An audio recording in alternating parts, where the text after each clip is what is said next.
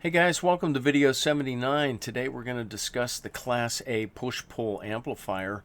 I've got a typical schematic on the screen here, and the push-pull section over here on the right consists of V1 and V2, but in order to make it work, we need a phase splitter to drive it, so I'm using a cathodyne in this case. We've talked about cathodynes before, and I'll go through a little bit more about this soon enough, but for right now let's just concentrate on the push-pull side. Now our power supply is connected to V1 and V2 through the primary of the output transformer, so our DC bias current flows down into the center tap and splits equally between the top and the bottom. Remember, because the current flow is in opposite directions through each half of the primary, that these currents are going to effectively cancel magnetically in the core, so they don't saturate the core. We don't need an air gap core here. This is just a center tapped output transformer. Now, most of our analysis here is based on the assumption that we've got matched tubes on the output. V1 and V2 have the same transconductance, dynamic plate resistance, and so on. And if that's the case, then they'll have equal plate currents, as we have shown here. The two plate currents combine here at the cathodes into a single current I'm calling I sub kk. In this case, I sub kk is equal to the DC current entering the primary, but if we're using pentodes, I sub kk is going to be different than the DC current. It'll be larger because we'll have screen grid currents. But for now, let's not worry about that. Okay, now I sub kk flows down through RK to ground, so the drop across RK is our bias voltage for both tubes. They're going to be identical. VGK for V1 is the same as VGK for V2, and it's equal to negative IKK times RK. RG1 and RG2 are again going to be large resistors, typically anywhere from 100,000 ohms to maybe 1 megohm. Coming over to the phase splitter, remember how this circuit works. If we have a sinusoid coming in, we're going to get an inverted version coming out here on the plate and a non-inverted version coming out here from the cathode. And the gain of this amplifier is a little bit less than 1. Typically, we just assume it's equal to 1. So if I had 1 volt peak to peak coming in here, I'd get negative 1 volt peak to peak here, an inverted version, and a non-inverted 1 volt peak to peak version here. So we're driving the push-pull output tubes with opposite phase signals. Looking at these two sine waves, let's start up here. We've got a negative going sine wave, so the grid of V1 is going negative. That's going to decrease the plate current for V1. At the same time, we're driving the grid of V2 positive, and that's going to increase the plate current for this triode. And if everything is matched perfectly and the tubes are perfectly linear, the decrease in current here is equal to the increase in current down here, so the net DC current and cathode current should remain constant. What's going to happen though is we're going to get more current flow down through the bottom half of the primary and a decreasing current flow through the top half. These two are additive and they result in the output voltage going twice as far as it would for a single tube by itself. And remember, all of this is based on the assumption that these two tubes are matched and they both have linear characteristics. That is, if we were to plot the plate current versus V sub pk, the plate to cathode voltage, we'd have a straight line. So if our Q point was located here and we drove IPQ1 in the negative direction, we'd move the Q point this way, while IPQ2 increases going this way, and because it's linear, they'd move by equal amounts for the same drive.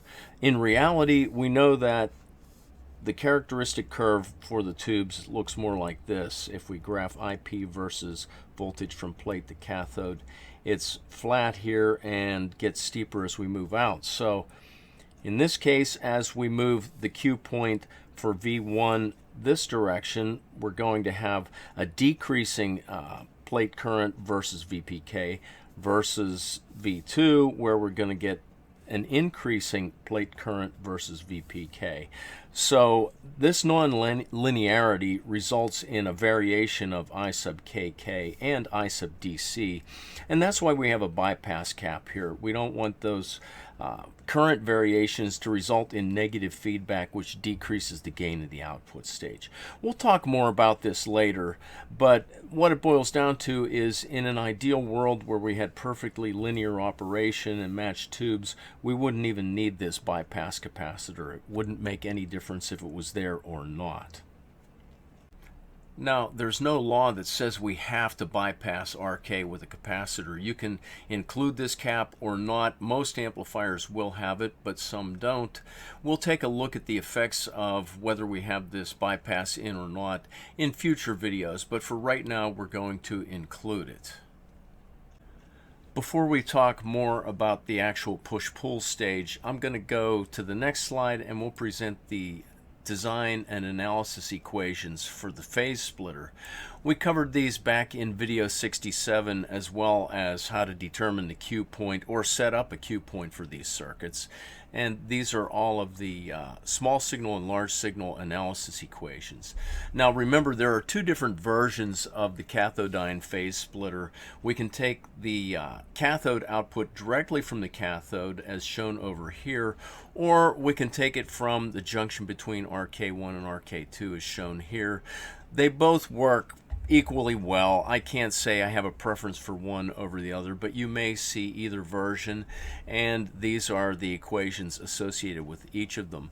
And I also want to mention here that aside from the cathodyne, another phase splitter that's often used is a differential pair. We haven't talked about that yet. We will get to it eventually, but for right now we're just going to be using the cathodyne phase splitter, and these are the analysis equations. Let's go on over to the next page and we'll take a look at where the equations for the push-pull stage come from. Over here on the left, I've got the AC equivalent for the push-pull stage. This sine wave generator on the top represents the plate of the upper vacuum tube. This lower sine wave generator is the lower vacuum tube, V2.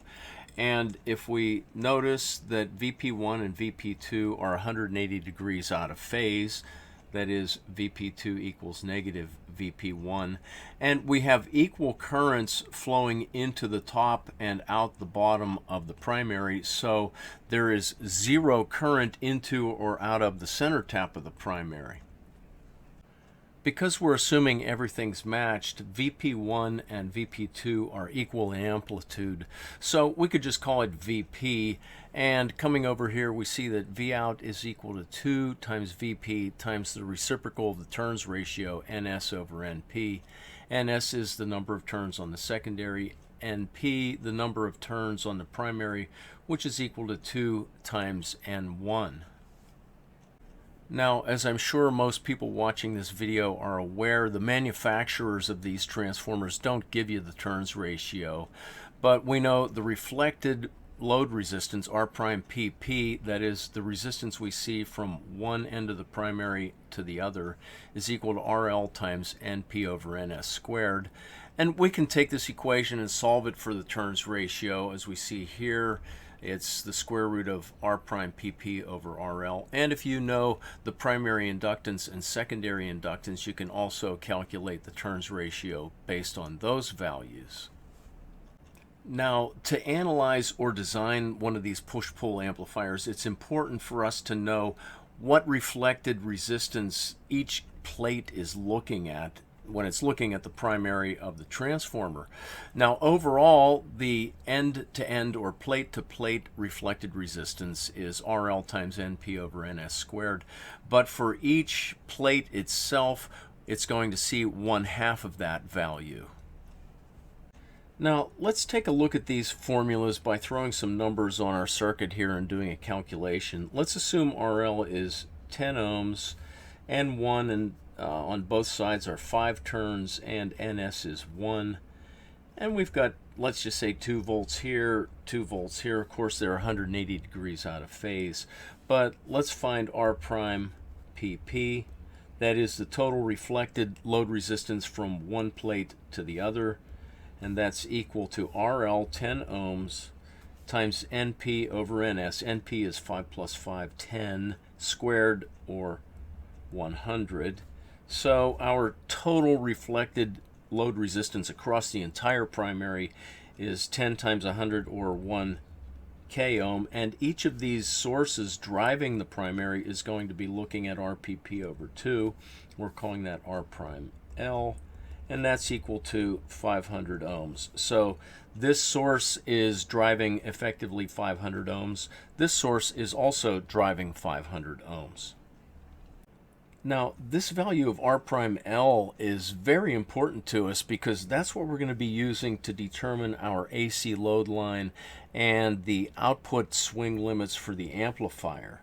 And it's interesting to note that if we were to consider VP1 driving just this upper half of the primary, we'd have a turns ratio of 5 to 1, which would give us a reflected load resistance not of 500 ohms, but 250 ohms. That would have a really big effect on the AC load line. It would be wrong. And the reason we're not using this 5 to 1 turns ratio is because we're effectively not even using the center tap in this AC equivalent. We've got zero current flow, so it's kind of like it's not even there. And instead of using a 5 to 1 turns ratio, we're using 1/2 of a 10 to 1 turns ratio. That can be kind of confusing when you're dealing with Class A push-pull amplifiers. And hopefully I didn't make it even more confusing, but these equations are the ones we're going to use. Now, because I've got the voltages for VP1 and VP2 listed here, let's find V out.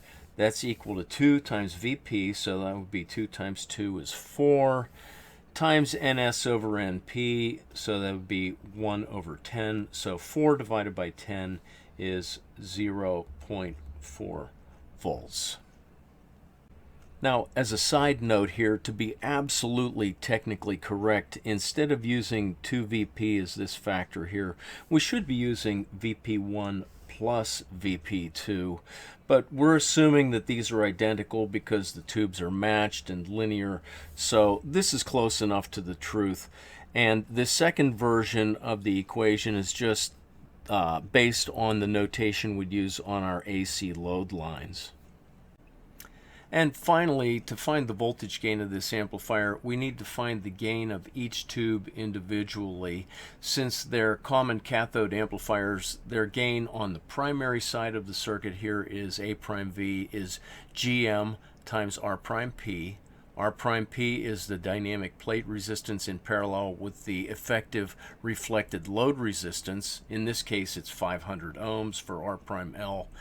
And the overall voltage gain is twice the gain of an individual tube, so that's 2 times A prime V, times the reciprocal of the turns ratio. In this case, that would be 1 over 10 for this fraction. What we're going to do next is go through the design of an actual amplifier, and here is the circuit we're going to be working with. Now, in this example, we're using a 250 volt power supply, and we're driving an 8 ohm speaker for our load, and we're going to use EL84s wired up as pentodes so we can get maximum output power from this amplifier. Now, the phase splitter that's driving this was one we designed back in a previous video, so if we come down here for a second, these are the results we got. It was back in video 67. We're running a 12AX7 with an IP of about 0.5 milliamps, and overall each side of this amplifier had a gain pretty close to 1, so we're going to just estimate the gain of this stage as being 1. Alright, now let's come back up to our amplifier and we'll start our design. Let's go on over and look at the plate curves for the EL84. And we're going to be operating with a plate to cathode voltage of approximately 250 volts. So we'll choose an IPQ somewhere on this line underneath our 12 watt power curve. So if we wanted to really push it, we could go up to, looks like somewhere around 45 milliamps or so. But I'm going to be conservative here, and I'm going to operate the tubes at about 25 milliamps IPQ So that puts our Q point for each of the tubes right here. Okay, and let's come on back over and I'll write these down. We've got 25 milliamps here and 25 milliamps here, and that's going to give us a DC current over here of 50 milliamps. Remember, we've got the sum of these two currents flowing into the center tap of the primary. What I'm going to do next is determine the screen grid resistor values here. I could work on the AC load line more and determine T1, but let's just go ahead and do the screen grid resistors. Remember, I sub S, the screen grid current, is going to be approximately 0.25 times IPQ.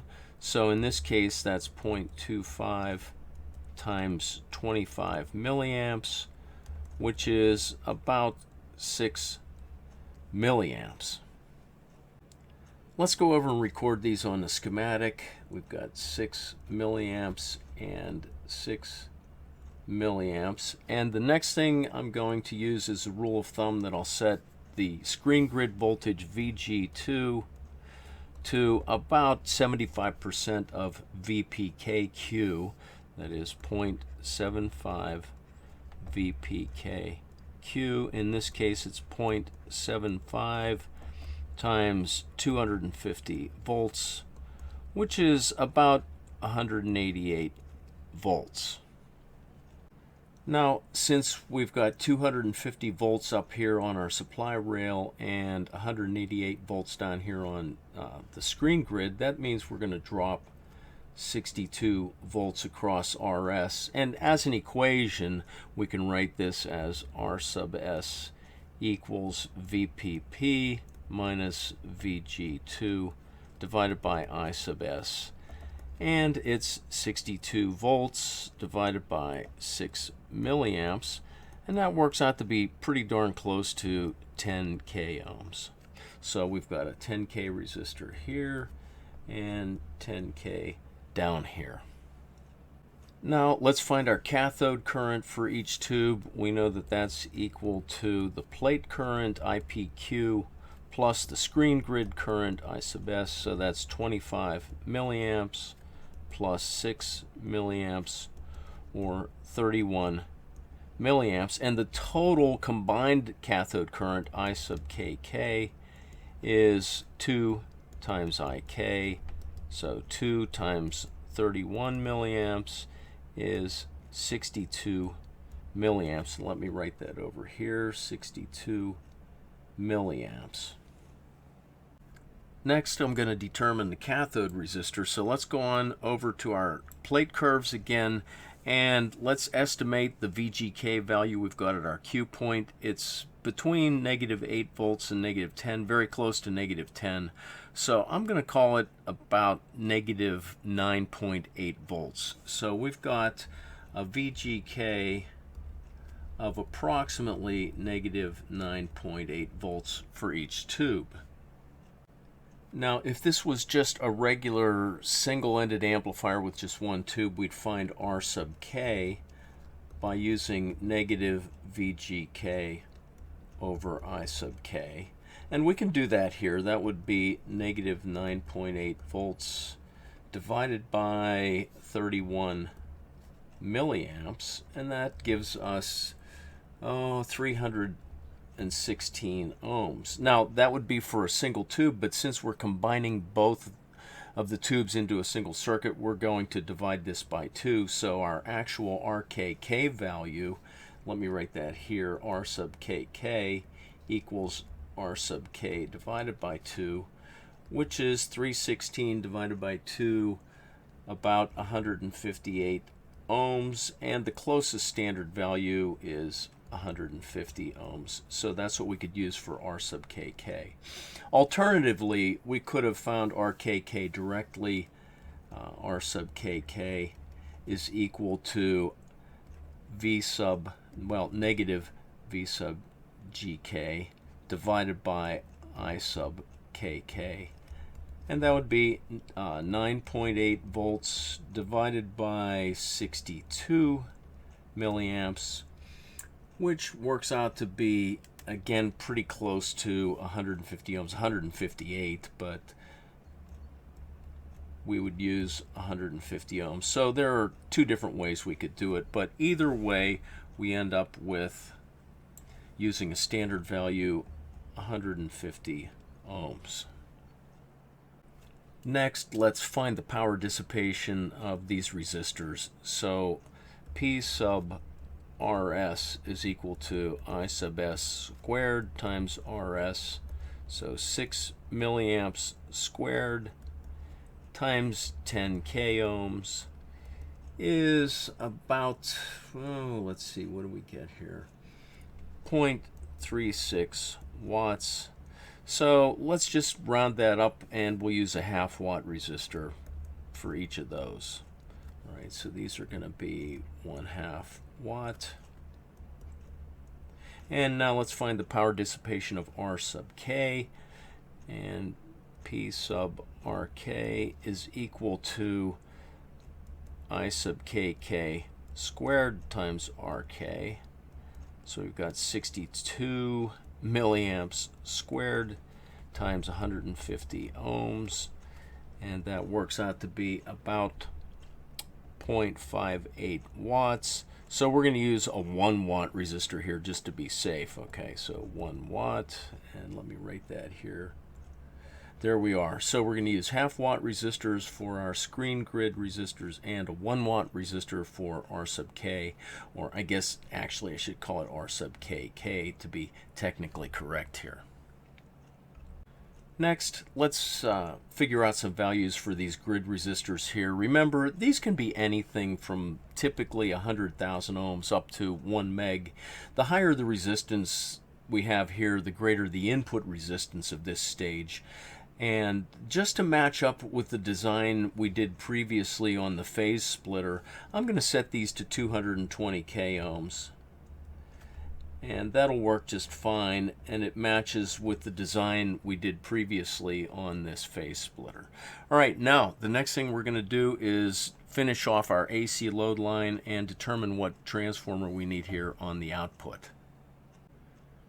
So let's go on over to the plate curves, and since we're operating at an IPQ of 25 milliamps and we want a centered AC load line, that means IP sat is going to be 50 milliamps, and by definition, since IP sat is 2 IPQ, VPK cutoff is 2 times VPK Q, which would be 500 volts. All right, so our AC load line then is going to extend from 50 milliamps through the Q point on out to intersect our VPK axis at 500 volts. So I'll record these so I don't forget them. We've got VPK cutoff equals 500 volts, and of course this is our IPQ value over here. Now the next thing we're going to do is determine the reflected load resistance that each tube is looking at, R prime L, and based on this load line we can do that a couple ways, but one way is by using VPK cutoff divided by IP sat, and that's 500 volts divided by 50 milliamps, which is 10 k ohms.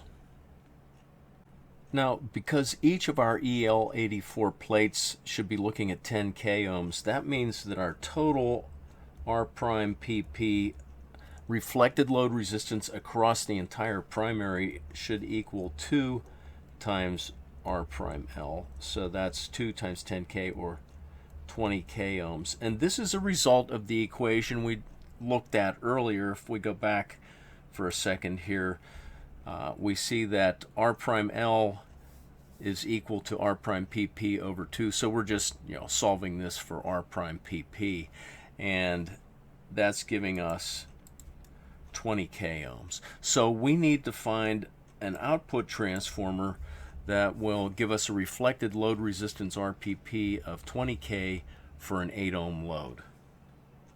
This transformer also has to be able to carry 50 milliamps in the primary, that is 25 milliamps per side. Now, I've got the Hammond Universal Push-Pull Output Transformer page open here, and if we come down a little ways, if we look at the 125B, we see that it's capable of carrying 35 milliamps per side. We only need 25 milliamps per side, so that'll work. And if we come down to the hookup data table, we've got an 8 ohm load. We're looking for 20,000 ohms, but we're going to have to choose between either 22,500 or 17,600 for our reflected resistance. Either one would work, but I'm going to go with 17,600 ohms. That requires us to use terminals 3 and 5 on the secondary to get that. So I'm going to go back to the schematic and record these specifications. All right, we've got a Hammond 125B, and the windings that we're using on the secondary are pins 3 and 5, and the colors for our primary windings are brown, red, and blue. Let's go on over and finish up our AC load line stuff. I'll make a little room down here, and let's find where our AC load line intersects the VGK equals 0 volt curve, which is right about here, and that looks like around 10 volts or so. So that means that our maximum signal swing for the plate in the negative direction is about 240 volts, so negative 240, there we go. And our maximum signal swing in the positive direction is positive 250 volts. They're pretty similar, so let's just call it 250 volts and make calculations a little bit easier. So our V prime O max and V prime O min are about the same. They're approximately 250 volts. And now we can determine our output voltage swing by using the following equation. VO max is equal to 2 times V prime O max times NS over NP. So we need to find the turns ratio for our transformer. Let me make a little bit of room here again, and we know that the turns ratio NP over NS is equal to the square root of R prime PP over RL.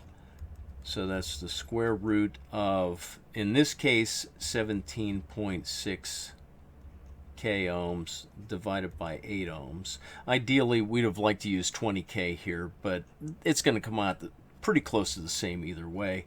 And this gives us, about 47 to 1 for our turns ratio. If we'd actually used 20K here, that would have given us 50 to 1, but there's not that much difference. So we can use either of these. And now VO max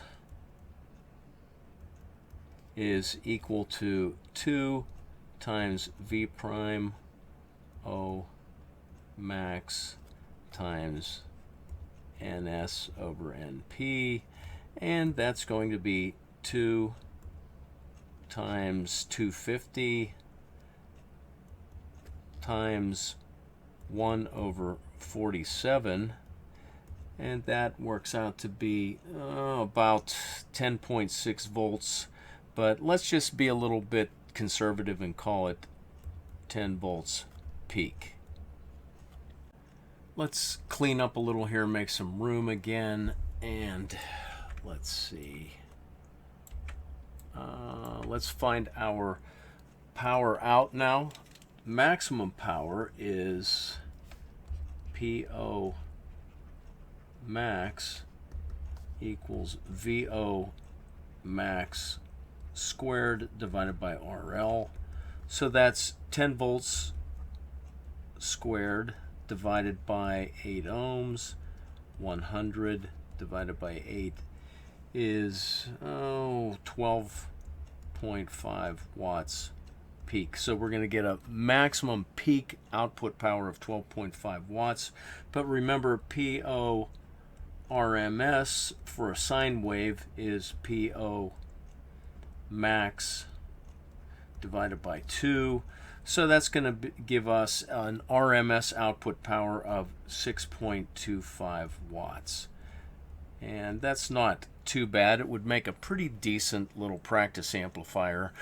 And I can see the light at the end of the tunnel now. What we need to do next is find the voltage gain of this thing. So let's clear off our workspace.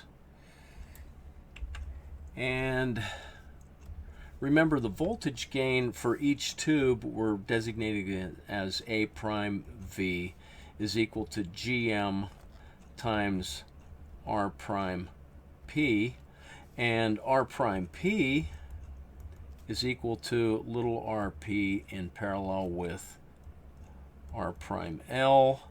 And R prime L is equal to R prime PP divided by 2. So let's calculate each of these things.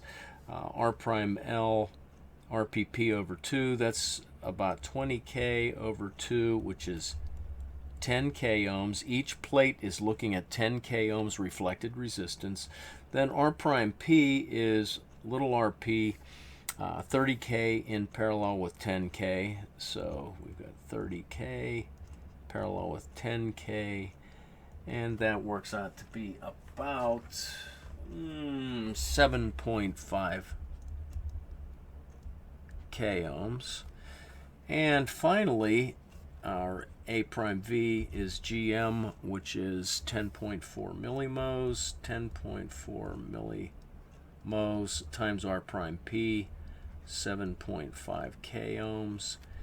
And that gives us about 78. So each plate has a voltage gain relative to the grid of 78, and the overall voltage gain, AV, is equal to A prime V times 2 times NS over NP. So I should have written this in reverse order, but in any case, it's 2 times 78 times 1 over what was our turns ratio? 47. And that works out to be an overall voltage gain of about 3.3. Now, that was quite a slog, and I have summarized everything over here. So if you missed something along the way, it should be over here. And here we go. Here's all of our DC calculations, our AC calculations, and the final form of the schematic is shown here with everything labeled. And really the only thing that I hadn't figured out up to this point is a value for C4, our bypass cap for R sub KK. And 100 microfarads will work well there, so I just threw it into the schematic here. And that concludes the video for today. It was, like I said, quite a bit of stuff to present, and you know, I don't know what to tell you. It's just a lot of material. But in the next video, I would like to breadboard this circuit and compare the experimental results with the calculated values we've got here. And hopefully that'll be the next video I do, and I will see you guys then.